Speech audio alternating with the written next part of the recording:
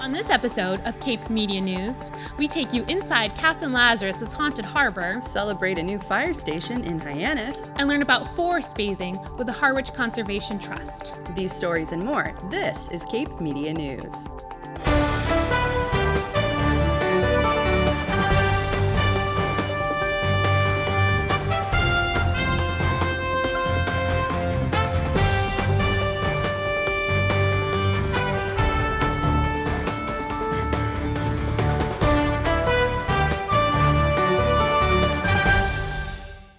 This is Cape Media News, your local authentic newscast for Cape Cod. I'm Gabrielle Rawson. And I'm Emily Tellick. Thank you for watching.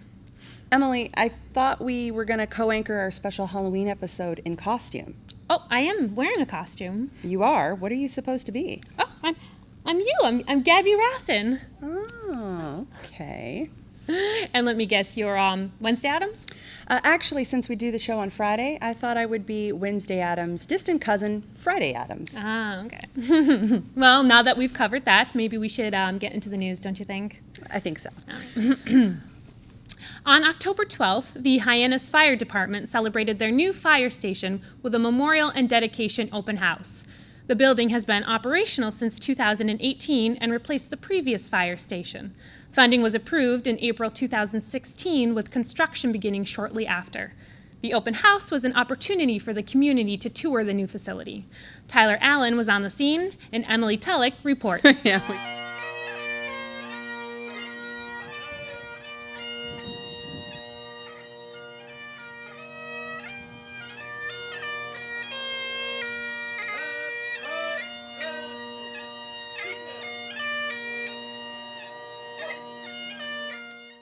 A gym, dorms, and heated concrete floors to help ambulances stock medicines at room temperature are just some of the features in the new Hyannis Fire Station. The funding for the $18.5 million, 33,000 square foot project was approved in April 2016 and is located next to the previous fire station. It features a memorial park dedicated to past, present, and future Hyannis firefighters that pass in the line of duty.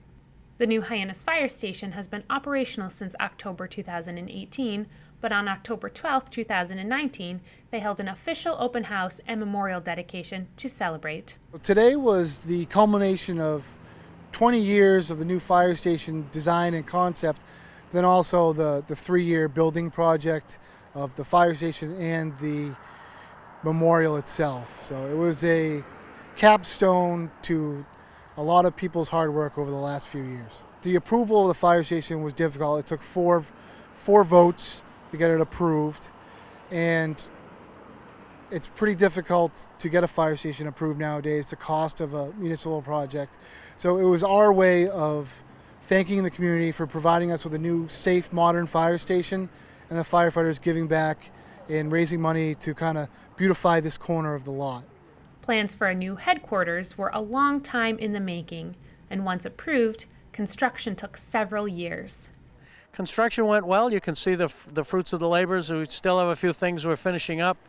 It took about 2 years, a little more than 2 years from groundbreaking. The first winter that we were here, we had one of the most severe winters in the last 20. That slowed us down a little bit, but we made it, and the firefighters did a great job transitioning from the old firehouse to the new firehouse and working while the old firehouse was torn down, and they've done a terrific job. So after the station was approved 3 years ago, we had the idea of doing a memorial on this lot. So it was 3 years of planning, and then all summer, about 4 to 5 months of building. The open house was an opportunity for the community to enjoy the end product of a 4-year journey. I just want to thank the community. This is, again, a capstone, a highlight for the last 4 years that they've been seeing this building get built. It's their day to enjoy it, and it's our day to thank them for providing us with a new modern fire facility. The community owns this building.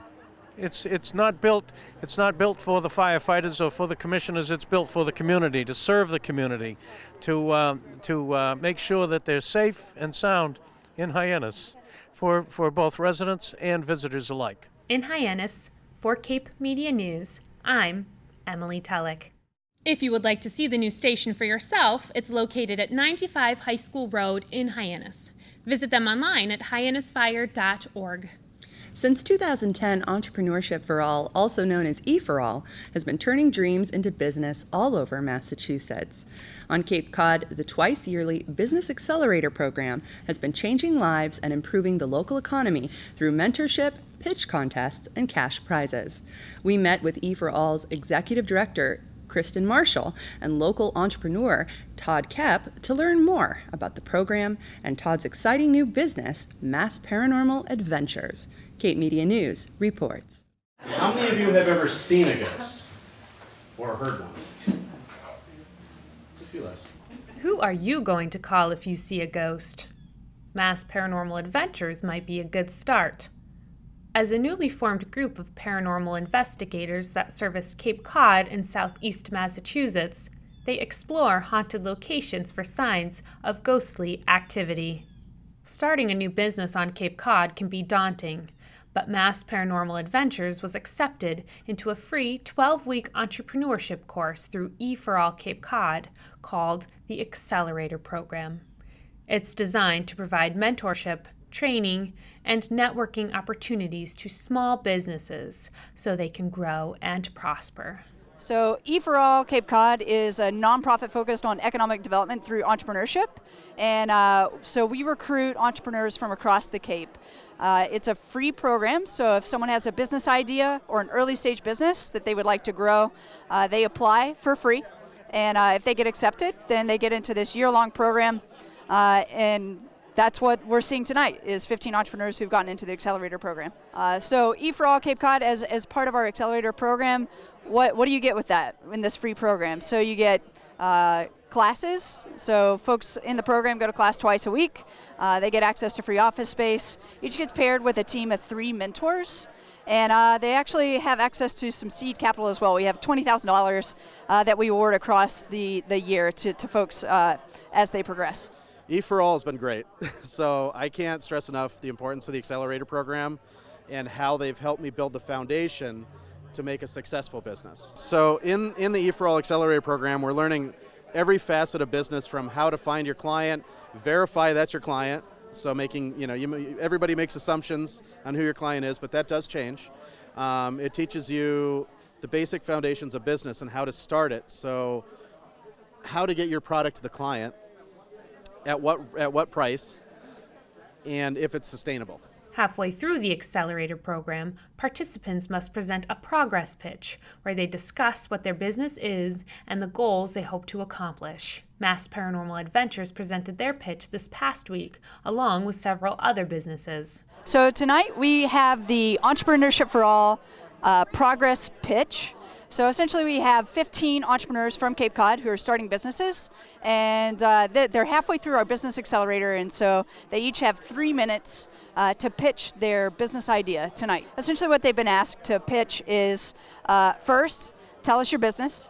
Second, tell us how your surveys went. So they went and they talked to customers, and they learned, do I actually have a business? Who exactly is my customer?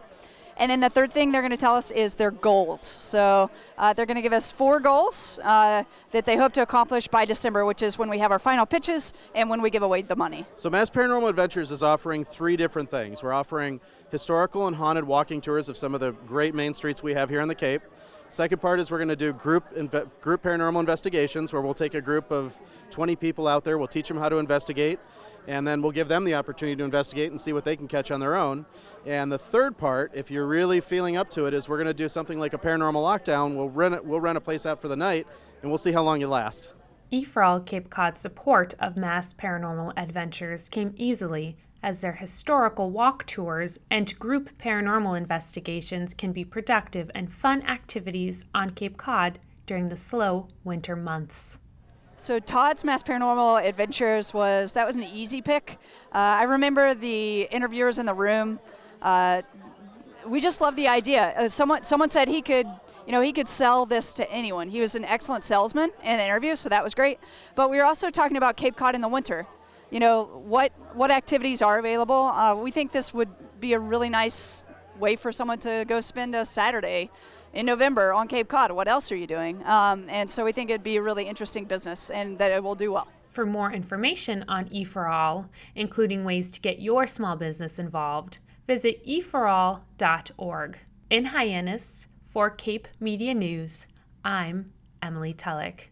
If you want to learn more about EforAll, you can find them online at EforAll.org. Or if you'd like to find out how you can go on a guided ghost tour with Mass Paranormal Adventures, visit massparanormal.com. Up next, we learn about forest bathing with Dr. Carol Marcy.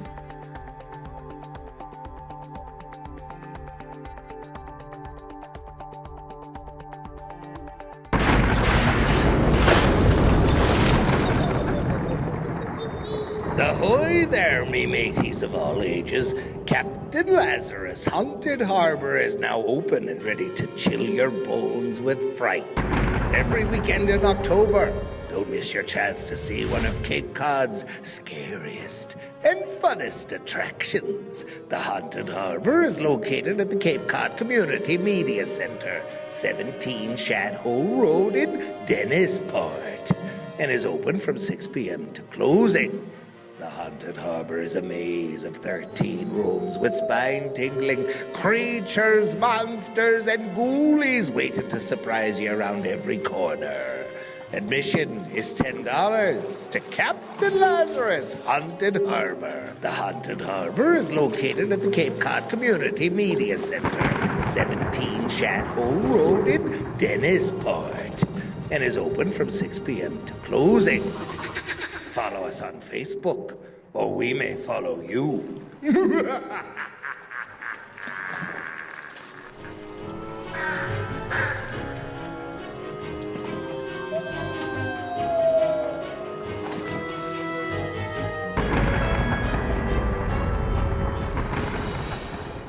Welcome back to Cape Media News. I'm Gabrielle Rawson. And I'm Emily Tellick. Emily, you changed costumes. What are you supposed to be now? A talking head. According to the Global Wellness Institute, the health and wellness industry is worth trillions. But what if I told you the answer to a happier and healthier you wouldn't cost you a penny? Dr. Carol Marcy held a forest bathing walk this week on conservation lands in West Harwich. I met with Dr. Marcy and the executive director of the Harwich Conservation Trust to learn more about the practice of forest bathing. Cape Media News reports. The health and wellness industry may be booming, but the cost of wellness is free if you're familiar with the practice of forest bathing, a walking exercise that takes you inside the forest. It was a Japanese practice called Shinrin-yoku, and I think it's an unfortunate translation, forest bathing, because people want to know, am I supposed to bring my bathing suit? Am I supposed to bring a change of clothes? Are we going to dance naked in the woods? You know, a whole bunch of stuff like that, which is no. So I've translated it as swimming in the living being of the forest. And the way that I really like doing it is to do it as a deep meditation practice, which allows us to understand our connection, our deep connection with the web of life, that we're not separate from it, but we are an integral part. The idea of swimming in the living forest may sound strange, but it offers a new approach to cultivating health, well-being, and a greater sense of connection to life and nature. The practice actually originated in Japan and then quickly spread to China and Korea. I think in part because so many people had migrated to the cities there, and those cities became pretty unhealthy places to be. So as a result, they were very smart. When people came, they had their vital signs taken. And then before they left to go back to the city, they had their vital signs taken again. So as a consequence, they have collected a ton of data, which supports what we already really kind of know, is that the forest is a very healing, very calming, very beautiful place because people's blood pressures are regulated, their immune systems are boosted. I mean, it's just very healthy. The forest bathing walk was presented by the Harwich Conservation Trust. It sold out online almost immediately. I'm interested in health and energy, and I've always, since I was a child, found peace when I walked in the woods. I worked in mental health for like 30 some odd years, and during the weekends I would take off by myself and walk in the woods. And I found out that when I went in, I'd be exhausted and stressed, and when I'd come out, I'd feel much better. And when I heard about forest bathing, I was just so excited. I read about this work before in other countries, but I really had no idea how close it would bring me to the forest, or what a rich and deep experience it would be. It's an expansive experience as well as an internal one. I would highly recommend it to anybody. The Harwich Conservation Trust holds a series of walks and talks every month as part of their local effort to encourage health and wellness and environmental stewardship. Harwich Conservation Trust is the local nonprofit land trust that preserves land across Harwich to protect water quality and wildlife habitat, scenic views, walking trails, all of those environmental elements that really create and enhance our quality of life here on the Cape. I think these days life moves so fast, and I think especially with the access to screens, especially those ones we have in the palm of our hand, or most people do, the phones, the smartphones, they can do so much for us, but they also seem to keep us overly connected to the digital world. So I think these walks out in the great outdoors, including this forest bathing experience with Dr. Carol Marcy, is a way to slow down and really connect in, tap into what's around us. Fortunately, forest bathing is something you can do anywhere. We typically go for walks. I've got a time, I've got a place, I've got a destination and back. I'm doing so many steps, whatever. I mean, it's an agenda. Throw away the agenda. Go slow. Pay attention. Be aware. You can do these walks. The beauty about Cape Cod, holy cows, we have so many wonderful conservation trails. So I invite you to do that every day. To sign up for a forest bathing walk, visit harwichconservationtrust.org. In West Harwich for Cape Media News. I'm Gabrielle Rawson. The Harwich Conservation Trust is currently trying to purchase one final plot of land adjacent to the Coys Brook Wilderness Area and has until December 31st to raise the needed funds. You can learn more about these efforts or register for their next forest bathing walk at harwichconservationtrust.org. As you know, Halloween is just around the corner, and you may be looking for something spooky to do. The Cape Cod Community Media Center is holding their annual Capt Lazarus Haunted Harbor this weekend. Hark! Who amongst you invokes the name of Captain Ezekiel Lazarus? For that be me! Oh, well, welcome to the show. We were just talking about you. Yeah, what are you doing here, Captain Lazarus? Well, at this time of year, I defend the mortal realm from creatures ethereal. All right. Well, since you're here, would you like to anchor the news? Oh. Yeah, this next story is actually about you and the haunted harbor. Oh, I would be honored. May I? Oh, come on in. Very good. All right. The Capt Lazarus Haunted Harbor is one of Cape Cod's only haunted Halloween attractions. Since 2016, its haunted maze, full of ghouls, monsters, and plenty of scares, has been an annual tradition beloved by many, and this year is no exception. Reporter Emily Tulloch interviewed the creator of the Haunted Harbor, John Sullivan, to get a behind-the-scenes look. Let's watch. Fools, know ye not this place be perilous? For at this time of year, near Hallows Eve, yon veil betwixt the realms grows thin and frail, and spirits grow both powerful and bold. So linger not, else Hagatha Eldridge, a witch most vile, shall soon your lives destroy. Enter, if you dare, to Captain Lazarus's Haunted Harbor, where there's a scare around every corner. Established in 2016, and located at the Cape Cod Community Media Center, the Haunted Harbor guides you through a maze of 13 rooms, each one themed differently, with an array of actors that revolves each night, waiting to cause you some fright. All right, the Haunted Harbor is a maze of 13 rooms in which we take different things based on the Cape. So we have, clowns that have escaped from the Barnstable County Fair. We have a mutant crab from Plymouth, Terabus, near the nuclear plant, and we have ghost pirates from the ship Witta. Different kinds of things that happen down here on the Cape. We moved them all into one area, we call it the harbor. And then what happens is we have a host who's Captain Lazarus, and he was cursed by a witch, and he, in October, he treads the path between the spirit world and the real world, and he tries to protect people from the creatures that want to come into this world. As one of Cape Cod's only Halloween-themed attractions, people won't have to travel far to enjoy a haunted experience. The proceeds go towards scholarships for kids interested in pursuing the arts. Well, at Halloween time, people like to go out and be scared. Everybody has always liked to be scared, all right? And what happens is that one by one, the things are starting to disappear here on the Cape. Because first of all, everybody knows how much work there it is. So there's really no place on the Cape except us to come to a haunted maze for Halloween. Well, the Haunted Harbor started because I wanted to do a Halloween-themed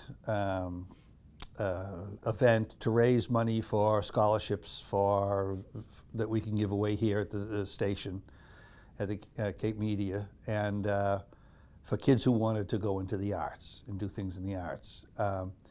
When I was at Barnstable High School for 35 years, I started the first haunted house on Cape Cod, and that was back in 1978, I think it was. It became very successful. It helped the drama club, that was usually always in debt, not be in debt anymore because it raised enough money. But we found out it was a fun thing. Kids who weren't actors decided they wanted to be part of it because it's just jumping out and screaming at people. Anybody could do that. And so they were, enamored with it. Another gentleman took over my job and did the Barnstable High School Haunted House for 2 years. Another guy took it over. They decided that, they didn't want to do the work, and so it closed. It's gone. So I opened one here at the studio because we have a 10,000 square foot warehouse in the back. So this is our 4th year now, and we've been fairly successful with it and raising money for scholarships. The Haunted Harbor is brought to life through the talent of local designers and actors. But I leaned on people. I leaned on Richard Archer, who's a local magician, the amazing Richard. And he does a trick where it's an empty box, and all of a sudden this murderous clown comes out of this box. So he designed that magic trick for us, and he built it. The haunted house theme is written by Sean Hagen, who was a student of mine. And then I had even Siobhan Magnus, who was American Idol. She came back one year and was the fortune teller. And I got 2 of the costume people from my old days at Barnstable High School. They've come back and they've helped me. My original mask maker in the early 80s, Richard Sullivan, came up with a whole mess of new molds. So we pour our own molds so that when you come through, the masks that you see are ours original. So we tried to put on something that you're not going to see anyplace else. Impure! Heathens! You must be destroyed! The walking tour may be too intense for younger children. For show dates or ways to become involved as a volunteer, visit Captain Lazarus's Haunted Harbor on Facebook. In Dennisport, for Cape Media News, I'm Emily Tellick. If you'd like to visit Captain Lazarus's Haunted Harbor, you have 5 more chances to do so. It's happening here at the Cape Cod Community Media Center at 17 Shadhole Road in Dennisport on October 25th, 26th, 27th, 29th, and the 30th, from 6 p.m. to closing. The cost is $10 per person, and the Haunted Harbor may be too intense for small children. Well, that brings this week's special episode of Cape Media News to a close. Please follow us on Facebook, and thank you so much for watching. We'll be back next week with a brand new episode. With Cape Media News, I'm Gabrielle Rawson. And I'm Emily Tellick.